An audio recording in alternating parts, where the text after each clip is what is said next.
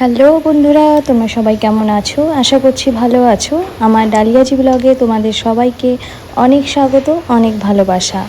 তো ব্লগটা শুরু করছি রান্না দিয়ে। আজকে হচ্ছে শনিবার, তাই নিরামিষ রান্না হবে। আমার এই বার্নারটা না খারাপ হয়ে গেছে, দেখতে পাচ্ছ, জ্বলছেই না একদম। আর বাইরে দেখো কীরকম চকচকে পরিবেশ, কী সুন্দর লাগছে না আকাশটাতে, বলো। তো রান্নাবান্না প্রায় শেষের দিকে, পাঁচ তরকারিটা বসিয়ে দিয়েছি এবং কলাইয়ের ডাল রান্না করেছি, সেটা কিন্তু আমার পুরোপুরি রেডি হয়ে গেছে। সকাল সকাল রান্নাটা সেরে নিচ্ছি, কারণ মা আর বাবা এসে, মানে আমার শাশুড়ি মা, শ্বশুর মশাই এবং আমার আজকে 12টা থেকে ডিউটি আছে। ডিউটি করে সন্ধ্যের সময় তোমাদের সাথে ভিডিওটা আবার শেয়ার করছি।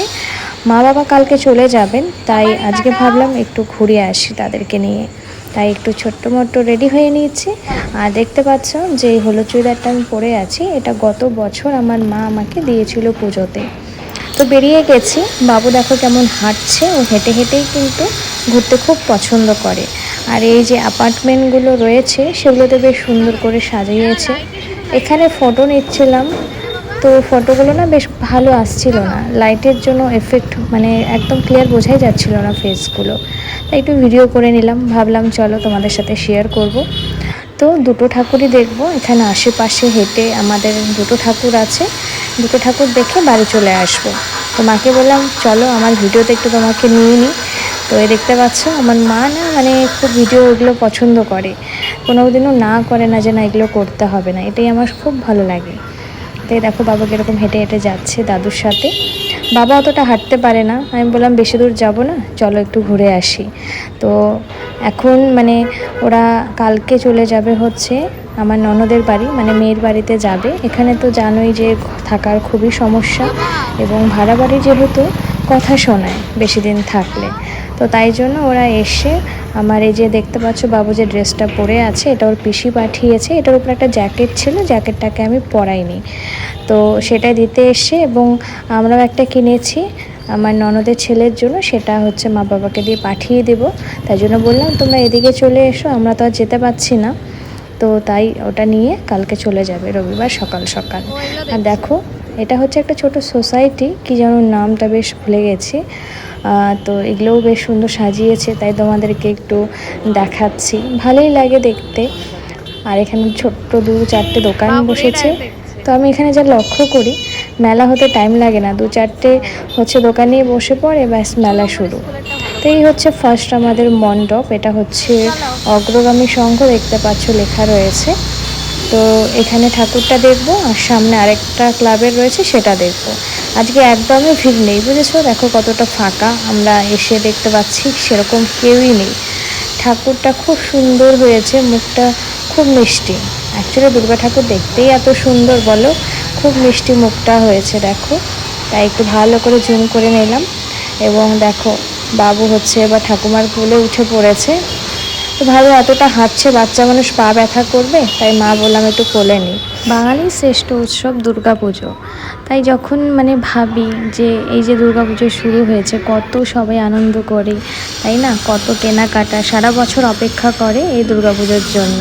যারা যারা বাইরে কাজ করে তারা বাড়িতে ফেরে, খুব আনন্দ হয়। আমার মা একা একা রয়েছে বাড়িতে কোচবিহারে, তো বললাম তুমি চলে এসো, কিন্তু মার ছুটি নেই, মানে ছুটি আছে, বলছে না এখন যাব না, পুজোর সময় বাড়িতেই ভালো লাগে। ঠিক আছে, তবে পরে আসো, মানে মা পরে আসবে। তো আর তাছাড়া এখানে একই রুমের মধ্যে সবাই একসাথে এলে প্রবলেম হয়ে যাবে।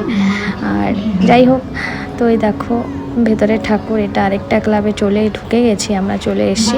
এটাও না খুব সুন্দর হয়েছে, মানে হ্যান্ড ওয়ার্ক করেছে, দেখতেই পাচ্ছ। আর দেখতে পাচ্ছি যে মানে শাখা আর পলা দিয়ে কি সব ঝুলিয়ে দিয়েছে, আর্ট করা আছে সুন্দর সুন্দর, বেশ ভালো লাগছে ডিজাইনগুলো।